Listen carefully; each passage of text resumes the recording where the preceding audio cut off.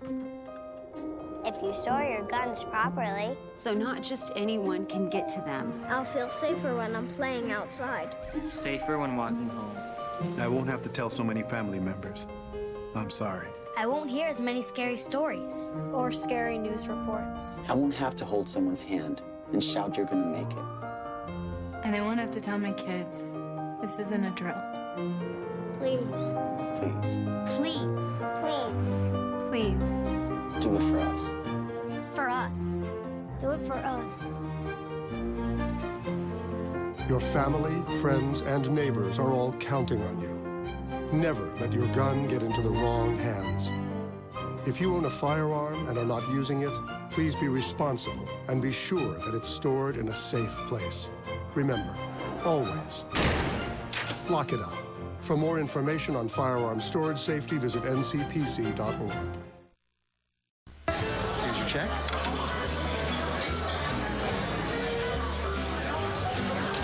Oh, you got it.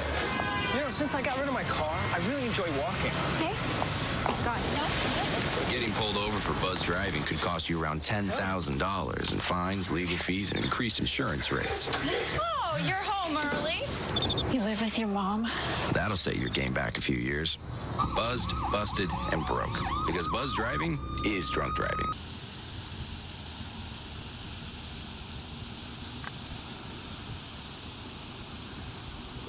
Hi, I'm Gene Austin. Why waste a lot of money going to a movie when you go down to Fayetteville Public Access Television and make your own? That's what I'm going to do.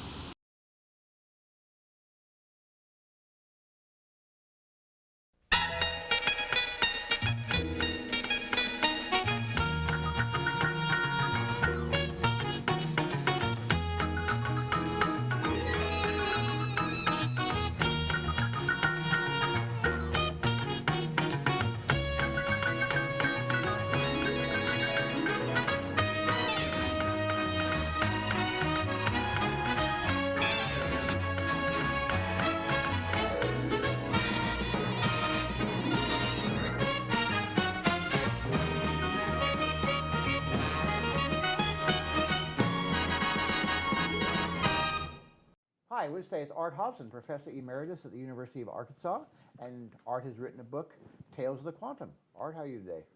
I'm just great. In fact, I'm going on vacation pretty soon. Where are you going? Feeling good. Puerto Vallarta. Ah, I've been there.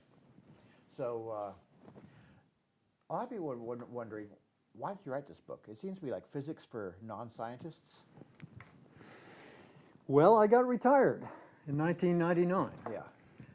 And like some other physicists, I have always wanted to figure out how quantum physics actually works. Yeah. We all use it, we all teach it, but we teach it in a kind of a technical way. We don't teach the philosophy, the ideas, probably for the very good reason that people don't agree on what the philosophy and the ideas are. Which makes it kind of exciting, doesn't it? Yeah, and so when a guy like me gets retired and has time, it's fun to think about quantum physics and try to figure it out for a change, because you've been teaching it all your life, but you haven't quite, haven't got it figured out because you're teaching these technical aspects of it and you're not really teaching the concepts and how like the difficult ideas really work. It seems like one of the most romantic of the sciences.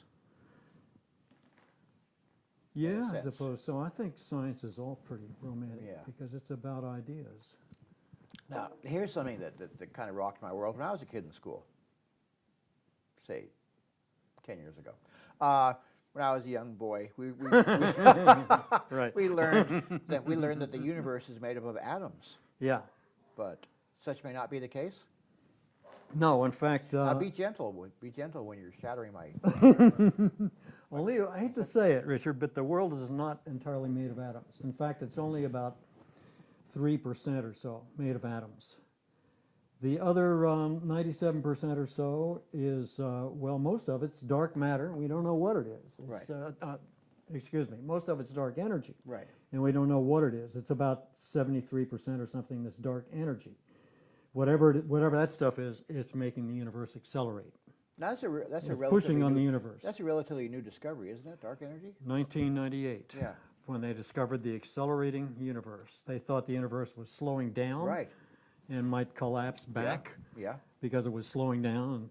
But it's not slowing down. It's speeding up in its expansion. We've known since 1925 that it's expanding. But Right. we didn't know that it was accelerating in its expansion until 1998. And it's dark energy that's making it accelerate. And that constitutes about 73% or so of the energy of the universe. And then most of the rest is dark matter. Now, And we don't know what that is so either. what's the difference between dark matter and dark energy? Dark matter is made of particles. Right. It's not related to the quantum vacuum as the dark energy is. Dark energy is probably the quantum vacuum, but dark matter has mass. Yeah. It has rest mass, and so it could be measured in the laboratory if they can ever find the darn stuff. They're looking for it at the Large Hadron Collider. They're looking for these particles of dark matter. They have some ideas about what it might be, but they're not sure what they're looking for. Yeah. So that's about 20+% of the universe right there. And then the rest, that other small 5% or so, is radiation, atoms, the stuff that we're familiar with. Right. So what we used to think was the whole universe, now we think is only 5% or less So of the universe. so what are we taught now? Is that does nobody learn that we're made up of atoms anymore, or what? I don't know what they're teaching exactly in grade school, high school. Just enough to get by, maybe. But matter, or ordinary matter, this table, you, me, Right, we're cups, made of atoms. Right. So ordinary stuff around us, the stuff that we can see and touch, Right. it's made of atoms, and that story hasn't changed a whole lot. Okay, that's okay. But that's only about 5% of the story nowadays. We used to think it was the whole story, but it's not. This whole other world of dark energy and dark matter has shown up, and it's pretty certain. There's some pretty definite evidence. Now, there's also something called quanta, Mm-hmm. when it comes from quantum physics. What exactly are quanta? Everything seems to be made of quanta, including dark matter. And dark energy is probably not exactly made of quanta. It's probably even more fundamental than that. Yeah. It's probably, and I'm speculating a little bit, it's probably the quantum vacuum. Right. The background, like the ocean Yeah. within which quanta have their being. But everything else, this book, this table, you, me, we're all made in atoms, ordinary matter. It's all made of quanta. So is dark matter, made of quanta. Dark energy might be the quantum vacuum, and therefore it's not divided up into these packages of energy called quanta. When we think of atoms, we think of something just really, really, really small, right? Yeah. But quanta can come in all sorts of shapes and sizes, can't it? Right. A quantum can be quite large. Usually the detectable aspects of a quantum are quite small because they're hard to detect. Right. But a quantum can be as big as the planet. And in fact, we've got an array of telescopes, radio telescopes spread around the world. It's called the, I can't quite think of the name of it, but they're going to try to detect the black hole at the center of our galaxy. Yeah. And they're going to focus on the edge of that black hole. Okay. And the array of telescopes all around the country is going to be synchronized in a way that they will be able to see the interference patterns between the photons as they come in. And each photon will actually make its own interference pattern. Right.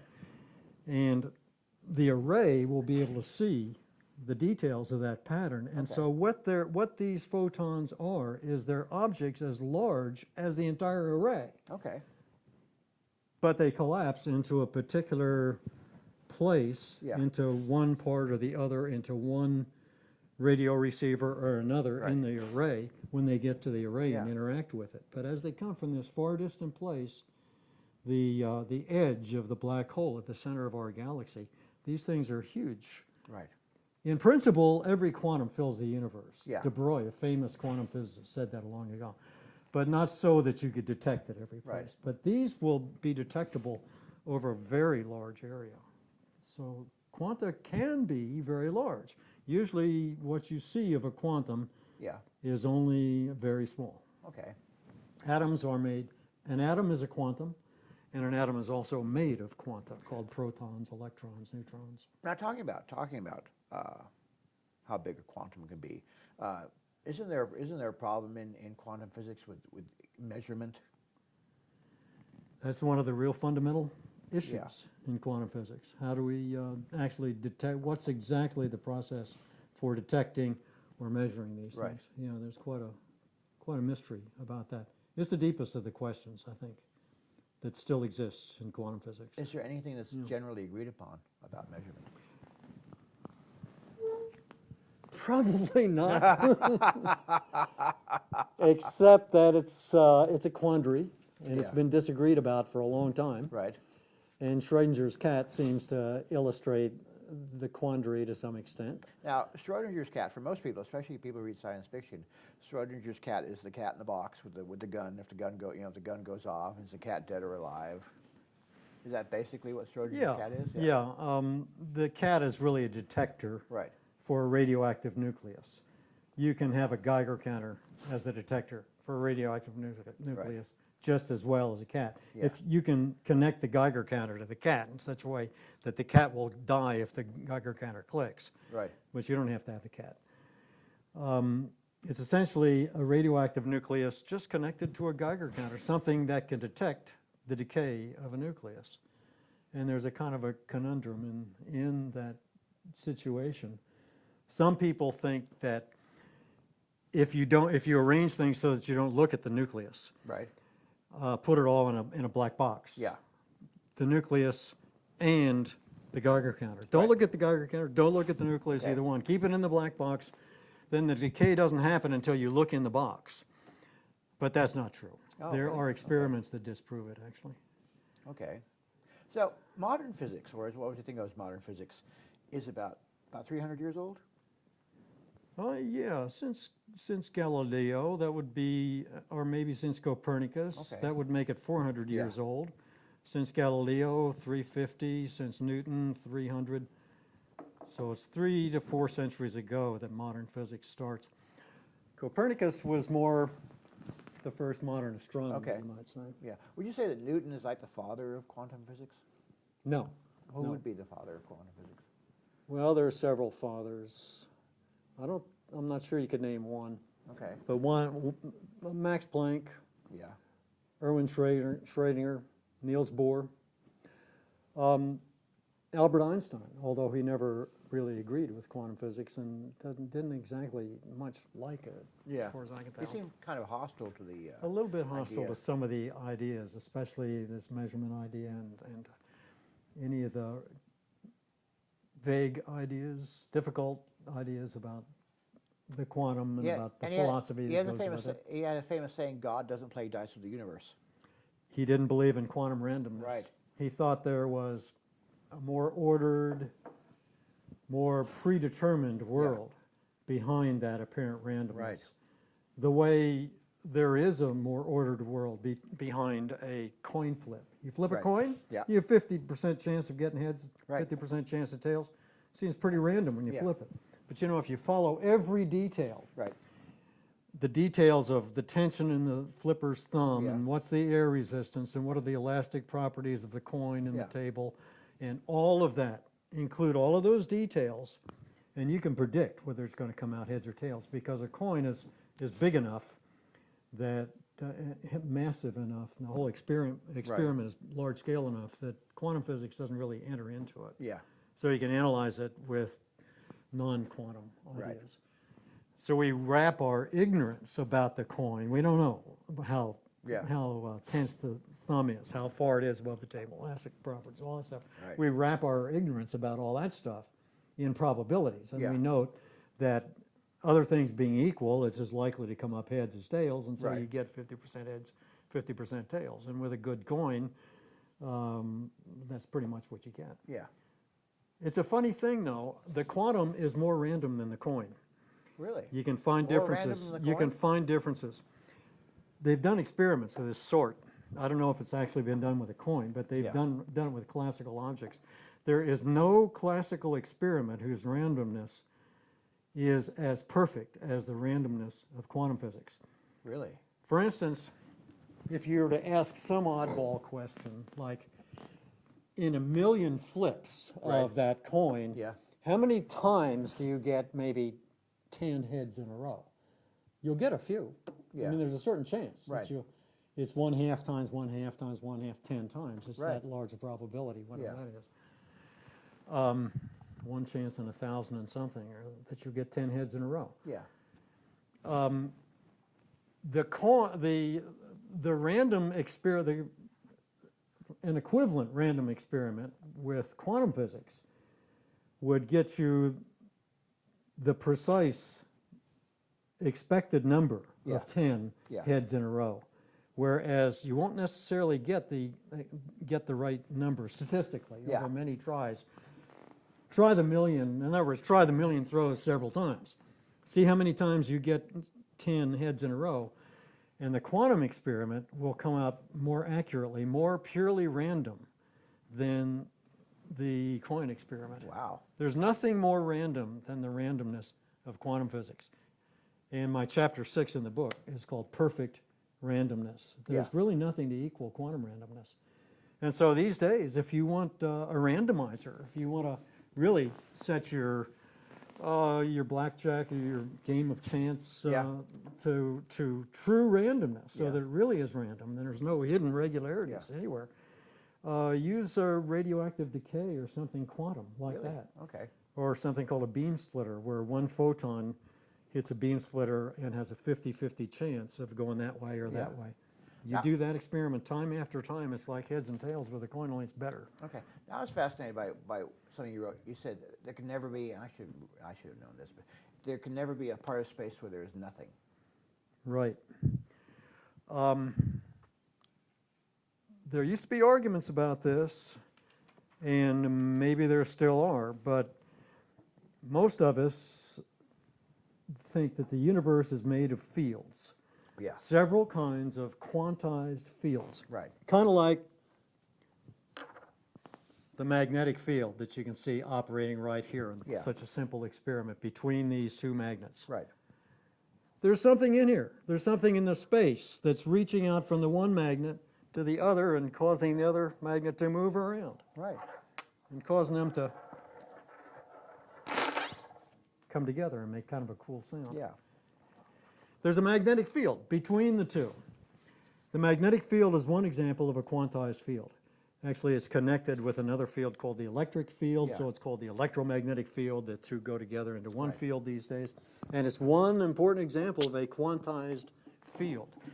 We know of about 15 different quantized fields that probably all form one field that has different aspects, like an electric and so forth aspect. If there were none of, if you had a region of space within which none of these fields existed, it couldn't be there. That region could not be there. Space is fields. In fact, if you have a region of space that's as close to nothingness as you can possibly get, with no electrons, no photons, no squeaky little sounds or anything, nothing going on in that. That's called the quantum vacuum. And all of those fields still fill the quantum vacuum. What you thought was a vacuum between the atoms out there in the universe, for instance, that are spread pretty far apart, the vacuum is something. It's not nothing. It's quantum fields. It's like the still ocean. It's the still quantum field with no quanta in it, no ripples in it. But it's still there. If you had a region of space that did not have even the quantum vacuum, it just would cease to exist. It would not be part of space. Now, you don't care for the word law. I'm not saying you're a sovereign citizen, but you're kind of, you don't care for the word law I'd rather say where it comes to principle. science. It sounds a little less rigid. Well, There are no absolutes in science. Even conservation of energy, the thing about which I'm probably the most certain, energy probably really is conserved. But you know, I'm not quite sure. I'm not quite sure. And there was a time in the history of physics around 1930 when they thought that, when we now see to be neutrinos, we thought that they violated conservation of energy because we didn't know that that those the neutrino really existed. to take up the energy. So at best, something could be called a hypothesis? Everything is a hypothesis, really, only some are much better confirmed than others. Law of gravity? And the law of gravity, I'd rather call it the principle of gravity. Principle of gravity? The principle of gravity, the principle of equal and opposite reactions. Yeah. And they speak of Newton's laws. I'd rather say Newton's principles, but everybody says Newton's laws, so why not? 6 of one, half a dozen the other? It's just a word, but the law has this kind of legalistic sound. It sounds too certain to my ear. Okay. And the principles of physics should be regarded as always a little tentative. You're never quite certain of anything in science. Everything always hangs on experiment. Right. And if somebody comes upon a situation where energy is not conserved, I'm sure that they will check for a long time before they agree that energy is not really conserved. But I could imagine that even that principle could be overthrown. And I guess in a sense, maybe it was overthrown. Maybe an exception to conservation of energy might be the Big Bang. I don't think so, though. Even there. I guess in a sense, if you say law, I guess it would mean that everything's settled about it. It sounds too settled. Yeah. The laws of physics are not that settled. Right. We should always understand that. They're our best approximation to the truth. Yeah. But it's always an approximation, and we don't know quite what nature has on her mind. Right. Now I like to talk about the law. There are several laws of thermo. How many laws of thermodynamics are there? Well, it depends how you count. There's certainly a first and a second. The Right. first is basically conservation of energy. It's related to that. And the second is that entropy or randomness always increases whenever anything happens.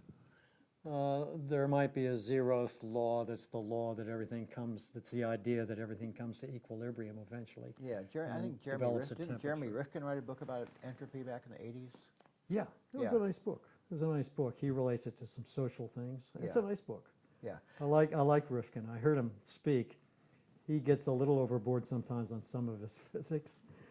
He's a good man. He's a nice man. I really like the way his mind works. I read that book. There is a fourth. There is a third law of quantum physics, and it has to do with the zero of temperature, that you can't quite really get to absolute zero. Okay. I'm not even prepared to say what that law is in a very precise sense, though. Yeah. Is that what they say? So there are maybe four laws. Isn't that what they say space is absolute zero? Or no, it's not. It's not at absolute zero. Too much bad science fiction. It's at see, too much bad science fiction. It's at about 3 degrees Kelvin. Okay. Because of the Big Bang. It hasn't all cooled down from the Big Bang yet. It's still cooling. That's an amazing. And it's going to keep cooling. It'll never quite get to zero. That's an amazing concept. So to create anything, I'm not sure what the temperature of the universe is. It's 2 point something, but I'm not quite sure. So to create anything colder than that, if you want to create a box where you truly get atoms at 0 degrees, and you got to get them very close to 0 degrees to do some of these slow motion experiments with atoms that this book talks about a little bit. That's not so easy. The universe is at about 3 degrees, so you've got to insulate from everything out there to get that atom down to close to 0 Kelvin. Now, I guess energy is forever, right? It's forever as far as we know. Okay. Once you've got some energy in a place, it doesn't vanish. That means I could rip the pages out of this notebook and tear them up, but somehow they're still around, or the energy that's inherent in them is still around. If you degrade that energy enough, if you use it over and over enough, especially if you turn it into thermal energy. Yeah. Then it gets harder and harder to use it. Right.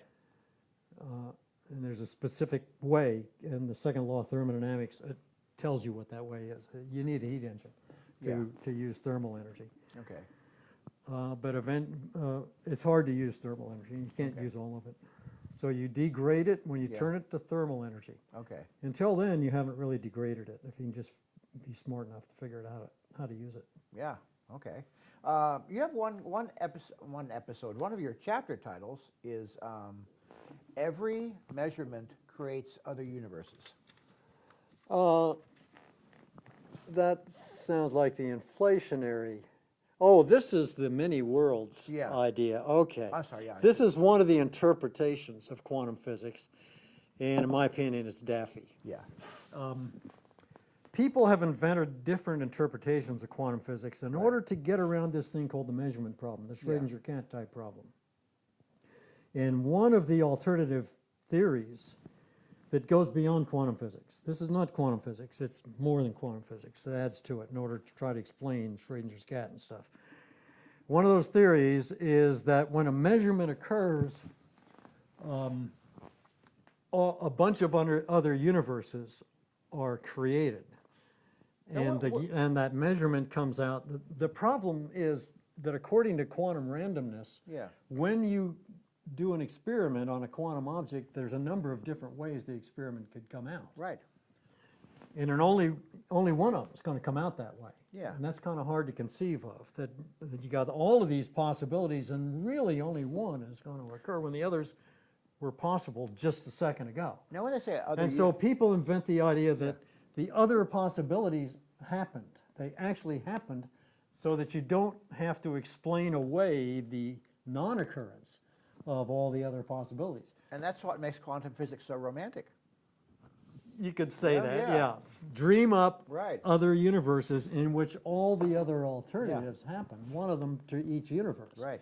So every time anything quantum happens, and believe me, they occur every time you move, every time you do anything, a whole lot of quantum things happen. And there are lots of alternatives to the way they could have happened, to the way they do happen. Every time something like that happens, all these alternative universes are created. So there's jillions and jillions of universes Is that created. like a fully formed this is universe, crazy. just like this one? It's crazy. You don't need that. There's no reason for that. Yeah. It just satisfies some people in order to get around the so-called collapse of the wave packet or the collapse of the quantum state. Now, what's From the that? many possibilities to just the one that Right. actually does occur. Right. Now, in measurement, there's something called Heisenberg's principle. That's the quantification of this idea of uncertainty. Yeah. You know, before, for instance, if you send a little electron, one of these little material particles in this case, send it toward a screen, in such a way that it'll make a flash when it hits the screen. Yeah.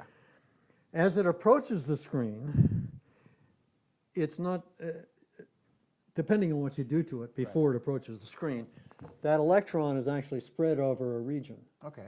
It's not just a tiny electron like you might have in mind when you think of an electron. It's not that tiny a thing. Okay. As it approaches the screen, it actually spreads out over a region. But when it hits the screen, it interacts with the screen in only one place. So it's going to show up in just one place on the screen. So there were all these other possibilities that could have happened. It could have hit here, here, here, here, all over the place. But in fact, it hit just this one place. And what happened was the electron field, an electron is a field in a quantum field. It's similar to that magnetic field we just had here. It's a shape of that field, and that field is spread out, and it collapses suddenly when it interacts with one atom in the screen, because it's a whole thing. This quantum, this electron, is a whole individual thing. It can't be in two different places once it reacts. It's got to react either with this atom, or with that atom, or that atom, or that atom. And so this thing that was a large object, an electron approaching the screen, collapses into a small object when it interacts with the screen. And the classic experiment where they do this is called the double slit experiment. You send one electron at a time through a couple of narrow little slits in another screen. You put a couple of just narrow little knife edge slits in a screen. Send the one electron. You find when you do the experiment, you find from the results on the screen actually that there's evidence that each electron goes through both slits. Wow. That's what I mean when I say the electron is a spread out thing. There's evidence in this kind of experiment that each electron had to go through both slits. So each one goes through two slits, and it gets to the screen. It is a spread out thing by the time but it has an impression of the slit of an interference pattern, it's called. It has a certain pattern built into that state that's spread all over the screen. And then it impacts on just one place of the screen. So that double slit experiment is a classic experiment in which this kind of thing called the collapse of the quantum state. Right. Is what I usually like to call it. It happens. Did Heisenberg say that the very fact of measuring something changes it? Or observing something? He thought of it that way. Yeah. He thought of it that way. Yeah. Good. But there are sort of not good, just good that I remembered, right? Yeah, that's correct. There's been a lot of debate about the question of measurement. And, Yeah. In fact, when you send an electron through a slit, you measure it in a sense. You can detect by having another screen down here on the other side of that slit that you sent it through. You can detect on the other screen whether a flash occurs or not. If it didn't occur, if it doesn't occur, then the electron must have smashed into the screen that had the slit in it before it went through the slit. I mean, that's a kind of a measurement. Yeah. You determine at the time that the electron was going through the slit that it either went through the slit or didn't go through the slit by whether it makes an impression on the screen. Do some people have different... That's a measurement. Yeah, do some people have different ways of measuring? Oh, there are lots of ways to measure anything. A measurement should be understood as something that has nothing to do with people, nothing to do with human measurers, or even with measuring devices. Yeah. If a photon or an electron hits a grain of sand on Mars, there's nobody there to see it, and it moves the grain of sand, that's a macroscopic impression that this photon or electron made. It would have to be a very high energy photon, by the way, to move a grain of sand. But if something macroscopic happens as a result of a quantum process of some sort, then that's called a measurement. And humans don't have to be there to see it. So humans have nothing to do directly with quantum physics. We just try to figure it out. Yeah. But when we talk about measurements, we shouldn't necessarily think of a human being involved at all. People used to think that humans had a lot to do with quantum physics, but they don't. It's just between quanta and the universe. And all humans do is try to figure it out. So measurement doesn't exactly mean what the word sounds like it means. And that's because of the history of quantum physics. We have gradually figured out this theory over, it's been about a century. We're still trying to figure it out. It's been more than a century since Max Planck. Do you think it ever will be figured out? I think we've got the fundamentals figured out now, and this book is actually dedicated Tales of the Quantum, to that notion. which Art Hobson wrote, Tales of the Quantum. Yeah, the guiding philosophy behind this book is actually that we do have it all figured out. The one thing that's not agreed with so universally among quantum physicists is the measurement problem. There are a lot of different views toward the measurement problem. So I wouldn't say there's a consensus about quantum physics. I would say that we understand, though, even the measurement problem. And all the other stuff that used to be argued about. There is true quantum randomness, despite, for instance, that used to be debated. Einstein never believed that there was true quantum randomness. And people still try to dream up schemes according to which the universe is really completely determinate, like a machine. Yeah. But it looks like it's indeterminate. It looks like there's quantum randomness. But behind the apparent randomness, there's certainty, just like there's certainty behind the flip of a coin. There's classical certainty behind the flip of a coin. Yeah. But as far as we know, there's no reason to think that there's certainty behind where that photon or electron is going to hit that screen. Do they feel more comforted by the universe if they think there's a certainty behind it all? I don't know what the drive is to try to get back to classical physics. I've always kind of liked the way quantum physics is, that it's random. I see no problem with that. Now, I'm glad you brought up this book, Tales of the Quantum, because I'd like to ask you, how long did it take you to write this book? Oh, you could look at it two ways. You could say about 4 decades that I've been thinking about these kinds of questions, and I'm like probably 10% of the physicists out there in that regard. Yeah. Every physicist, not every, but 10% or so of the physicists out there would like to figure out quantum physics, at least to their own satisfaction. Yeah. And that was me for a long time. Then I got retired in '99, and beginning a couple of years later, I started to spend time trying to actually figure it out. Right. and I wrote a paper or two. Yeah. I wrote one that was somewhat successful, appeared in the American Journal of Physics, and a lot of people have looked at that. It has to do with fields. It's this notion that everything is fields, just like this magnetic field. Right. And it's quantized. Everything is quantized packages within fields. So I've been a little bit successful in trying to figure out some of the principles of quantum physics, and I decided to write a book and try to lay out how it all works. Yeah. The most difficult part is this measurement problem, because there's no consensus on it. So I'm on kind of thin ice here, but I think that there is a solution to it, and I'm not the first to think of it. Back in 1968, a guy named Jauch, J-A-U-C-H, thought of this idea, at least parts of it, and I've always thought this was basically correct, and I've thought a lot more about it, and that appears in this book, and I've got a partial publication out there about that right now. Now, this book is essentially written for people who are non-physicists. Yeah, yeah. People like you, Richard. People like just schmucks on talk shows. People like right, you. Yeah. People that want to try to figure out before they depart this mortal coil what makes everything work.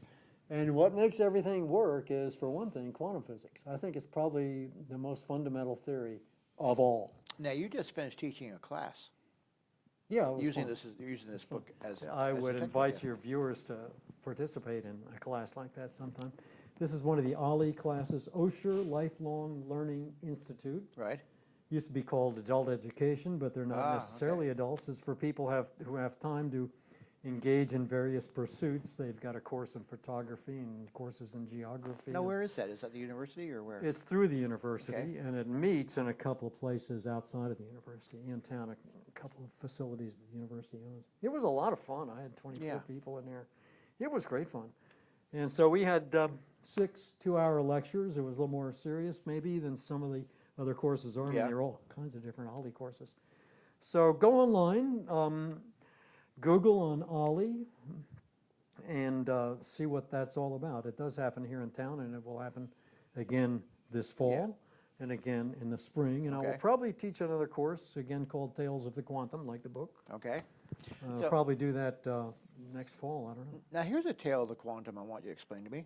How can something be in two places at the same time? That's a great question. That's one of the fundamental quantum quandaries, you might say. It does happen. Yeah. And it happens as simply as when you see an image in a mirror, in a plate glass window. Yeah. And you know that somebody on the other side of the window can also see you. Right. The plate glass window is acting as a beam splitter. Some of that beam that comes, the light that comes from your body, some of it's reflected back to you, and some of it goes through the plate glass window. So the light goes both ways. Yeah. Because Bob inside the window, he waves at you. He sees you're here, so he can see out. So the light somehow got through to him. So it's going both ways when it gets to the window. Well, the funny thing is that light and everything else is made of individual, highly unified packages. In the case of light, those packages are called photons. Yeah. So think of little BB-like things, only they're spread out in space, actually. They're not like tiny BBs. They're spread out more like balloons. Think of a stream of those headed for that window. Well, they're highly localized. And so whenever anything happens to one of these quanta, one of these photons, it happens to the whole quantum. Yeah. So you got to ask what happens when one photon gets to the window. What the window is it's acting like a so-called beam splitter. They have official experiments that act like the window, and it sends one beam one way, the other beam the other way, and they investigate those beams. Well, if you do a little experimentation with that experiment, do it officially with the nice beam splitters in laboratories. Yeah. You can send these photons all over the place, and you can show through the phenomena that actually occur in that experiment. You can show that when one photon gets to that window, gets to that beam splitter, it goes both ways. Yeah. It goes both ways at once. And it doesn't collapse into either that way or that way until it makes it interacts with the macroscopic world. Yeah. And so when it hits a viewing screen, or when that photon hits Bob in there, Yeah. or when it reflects back maybe and hits Alice's eyeball, Right. Alice's Or her looking in glasses. the- Yeah. Yeah. it collapses at that point. Yeah. When you see the light, that's when it collapses. Okay. That's the interaction. And at that instant, it vanishes in one place. The Right. photon vanishes on one side, and it interacts on the other side. Right. Because it could have interacted in two different places. That's an example of a very interesting phenomenon called non-locality. Non-locality. I mean, okay. something happened Right. over there in the place where it didn't show Yeah. up. If the photon reflected back to her eye, if she saw it, then Bob didn't see that one photon. So that particular photon collapsed entirely randomly at her eye rather than at Bob's eye. Wow. Speaking of locality, what was the point in your life when you knew that quantum physics was life for you? Never. I got interested in physics when I Yeah. found out I wasn't going to be a musician. Ah, yeah. And what I wanted to be was a musician before that, Yeah. a jazz musician. And I found Did out you I play the wasn't that trombone? good. I didn't really have it in the ear. I Yeah. had a lot of fun playing jazz. I needed to get out of that because I wasn't going to make a living at it because I Yeah. wasn't really that good. And it happens in the ear. My Yeah. ear's not that good for music, although I just love music. And I decided to get into another line of work, and I thought about various things. I started to get into physics because it seemed the most philosophical of all the plausible things I could do. Yeah. I could do philosophy, but that didn't seem plausible. That seemed more like music, and I don't know if they pay people much to. I don't know if you can get a job as a philosopher. You sit around But I thought I talk could about probably get a job as caves, a physicist, and it yeah. turned out to work out. And it is very philosophical. It's just enormously interesting. All physicists are a little bit. I mean, you asked me about quantum physics, and when did I always want to be a quantum physicist? No, but there was a time long ago when I decided to be a physicist. Yeah. Because I like the idea of understanding the universe. Right. Basically, it's the philosophical side of it that interests me. And it is very philosophical, in my opinion. Yeah. So you're trying to learn what the universe is really doing. What's it really doing? That's not so easy. Not just what do you think it's doing or what do you think might be pretty or something, but what would you like it to do or anything. What is it actually doing? Hence my theory You try is, to figure that out. Yeah, That's hence- not so easy. And so I got involved in quantum physics later on because it's the deepest of the theories in physics, and it's just totally fascinating. And I still don't just think about quantum physics. I think about physics, but I also think about all sorts of human affairs things. And I have a column and hence my notion that it's other most things. romantic of the sciences. it's romantic in the sense that it's very inventive and it's Yeah. quite beautiful. But you- Nature is quite an artist. Yeah. Now you went. It's totally unexpected. Yeah. I mean, art is when something happens that's totally beautiful and totally right and proper. Once you've experienced it, it seems like it couldn't have been any other way, but yet it was entirely unpredictable before it happened. Yeah. Quantum physics is like that. Yeah. Quantum physics is just right. It's the way the universe should be because it's so odd. And yet it's just right. It's Right. the way things should be. Now- So it's like a perfect work of art and very original. Right. Now you broke off for a second. You started talking about the newspaper column you write. Yeah. Yeah. You write a column for the Democrat Gazette. Yeah, every 3 weeks. Yeah. It's out there on Tuesdays. And I just love having that outlet to talk about various things, including quanta. It wasn't so long ago that I wrote a column about quanta, Yeah. about fields, about quantum fields, which is what the universe is made of. The universe is made of quanta. Well, I'll tell you what. The only measurement we have on this show is when to start and when to stop. And my director just threw a chair against the door, so I think he's trying to tell us we can stop right Trying now. to tell you something? Yeah. But Art, this has been a fascinating show. I want to thank you very much for being on. I have enjoyed it enormously, Richard, and I really thank you for getting interested in this. It's not it's a so fascinating easy, book. but it's worth it. Thank you for being interested. That's and all right. It's my pleasure. for trying out some questions about it. It's That's great. all right. All right. I love doing it. All right. And any listeners out there that want to email me, hobson@uark.edu. We'll put it on the screen. Please, All right. I love to talk about this stuff. All right. we'll see you next week, so have a good week, no matter how many cats you're putting in boxes. And, hey, register to vote. All right, thanks for watching.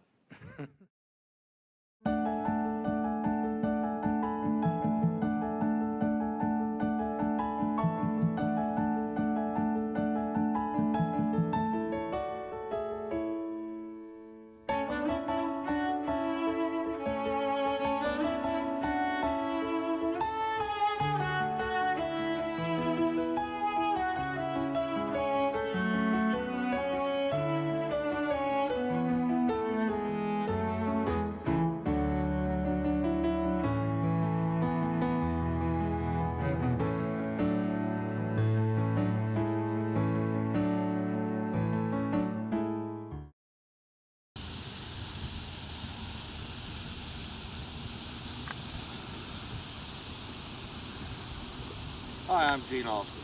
Why waste a lot of money going to a movie when you go down to Fayetteville Public Access Television and make your own? That's what I'm going to do. If you store your guns properly. So not just anyone can get to them. I'll feel safer when I'm playing outside. Safer when walking home. I won't have to tell so many family members. I'm sorry. I won't hear as many scary stories. Or scary news reports. I won't have to hold someone's hand and shout you're gonna make it. And I won't have to tell my kids, this isn't a drill. Please. Please, Please. Please. Please. do it for us. For us. Do it for us. Your family, friends, and neighbors are all counting on you. Never let your gun get into the wrong hands. If you own a firearm and are not using it, please be responsible and be sure that it's stored in a safe place. Remember, always, lock it up. For more information on firearm storage safety, visit ncpc.org. Here's your check.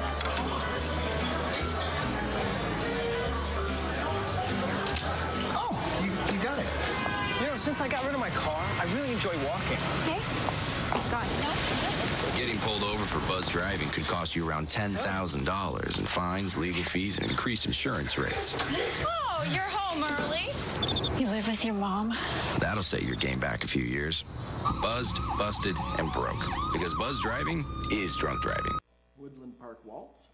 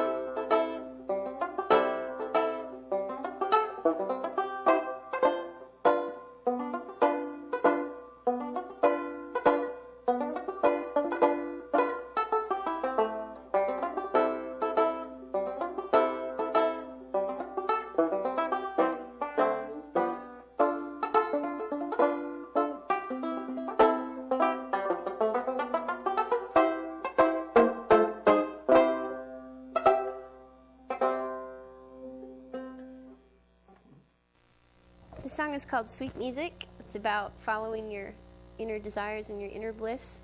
I think definitely a big part of this Women's Music Festival is kind of to encourage women to play a bigger part in the arts and in music and in things that they don't normally get to do or they're not as well known for. And so this song is called Sweet Music. It's about a little girl following her bliss instead of doing that which she's told, I guess.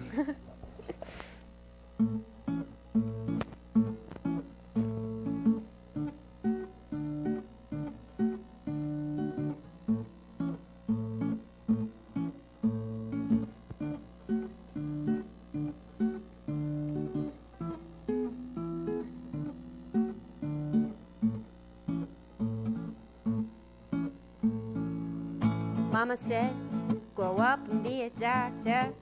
And the teacher said, college is the only way to succeed in life and make it right. With a car and a house and nice things to put inside. But child said, I wanna be an artist. Oh, child said, I wanna make music instead.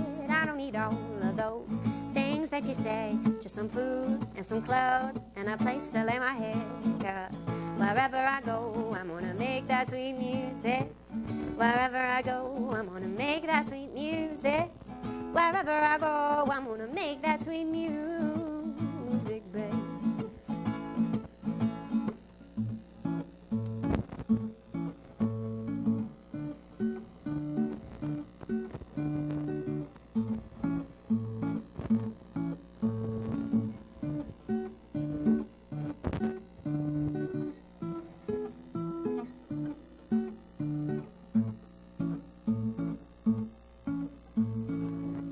Times get rough and times get rougher, but I can't keep waiting for things to get better.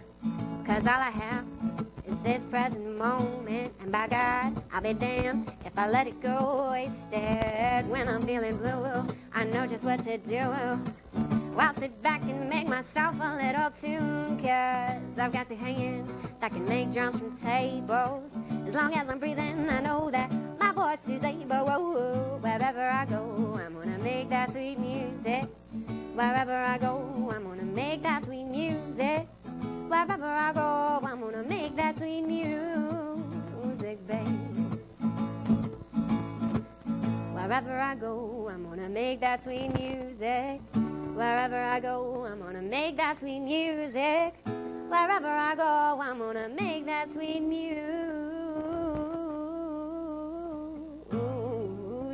baby.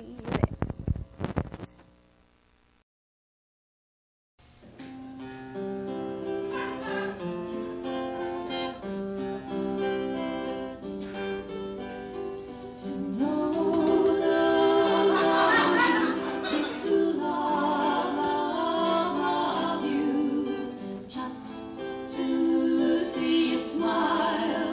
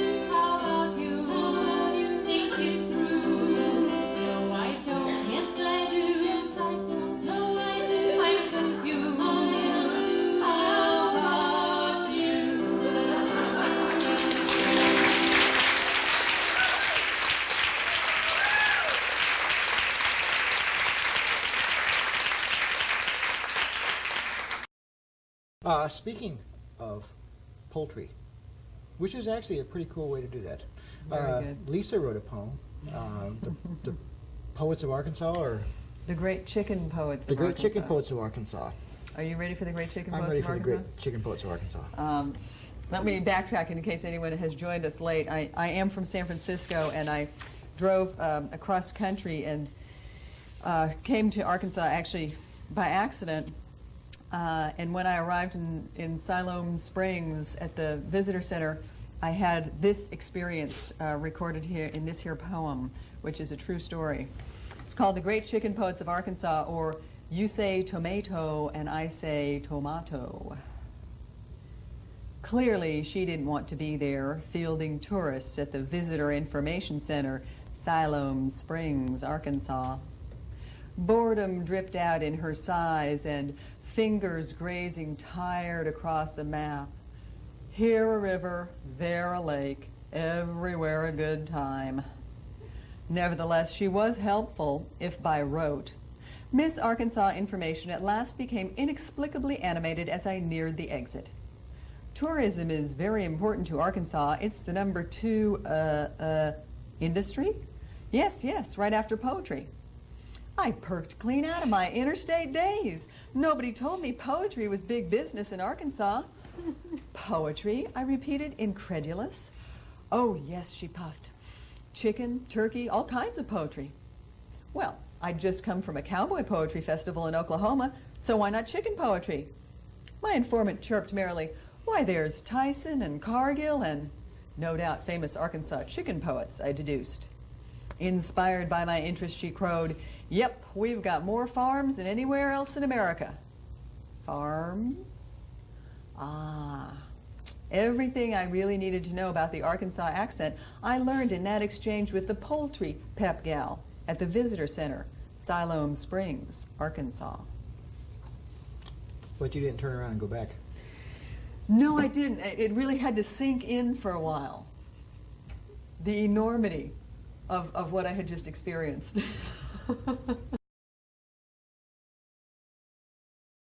Politics in general and jobs that don't pay enough, 40-hour work weeks, books full of boring stuff, schools that should teach but kids don't learn a thing. These are a few of my least favorite things. Healthcare that won't heal and how people treat the earth, paying tolls and taxes, disbelief in self-worth, bitter cold winters that cut into spring. These are a few of my least favorite things. Religions that claim they're true, don't get me started. Standards that double and people cold-hearted. Judgment and bias when freedom don't ring. These are a few of my least favorite things. All the lying, all the killing. When I'm depressed and sad, I add that to all of my least favorite things, and then I feel really bad.